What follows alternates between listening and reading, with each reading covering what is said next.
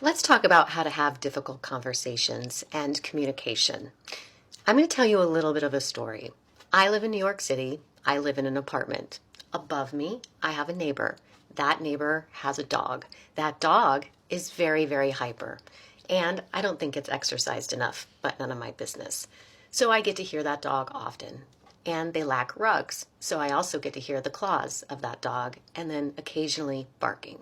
Now look, I know that I chose to live in a New York City apartment, and I was fully aware that I was probably going to hear some sounds from the neighbors above. However, sometimes it can be so much.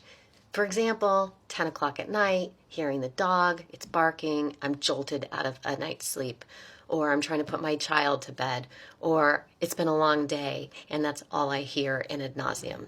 So how do I communicate to my neighbor to make sure that it's clear that this is having an impact on, to be quite frank, my mental health? Here's what I did, and I'm not saying it's like the perfect thing to do, but I first walked up there, I introduced myself, I brought a bottle of wine, I wanted to show that like I'm not trying to be a dick, and so that's how it started. And I said, hey, and by the way, I'm curious if you could help us out a little bit, maybe get some rugs. I won't bore you with all the details.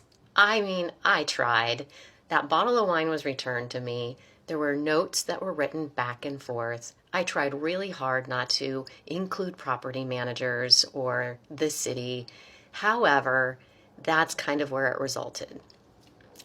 Technically, in New York, you can't really do anything about the dog unless the dog is being abused, and that's all left up to debate. So then I'm like, Meredith, take some responsibility for this. What is your part in it? What can you do to try to live in this space other than move?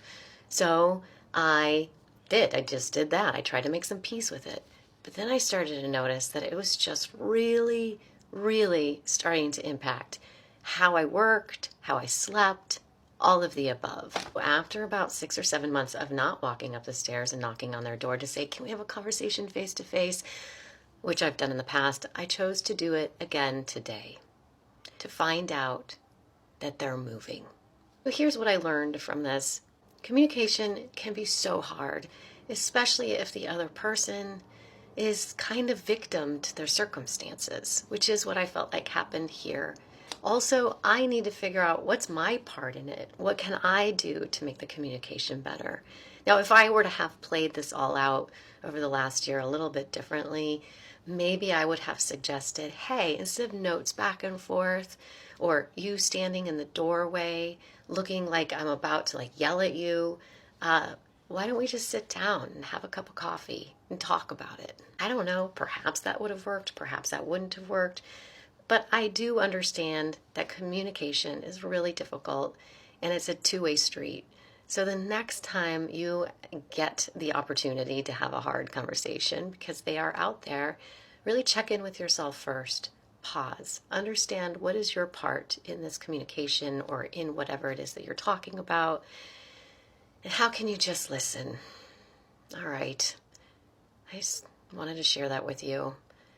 Thank God that they're moving.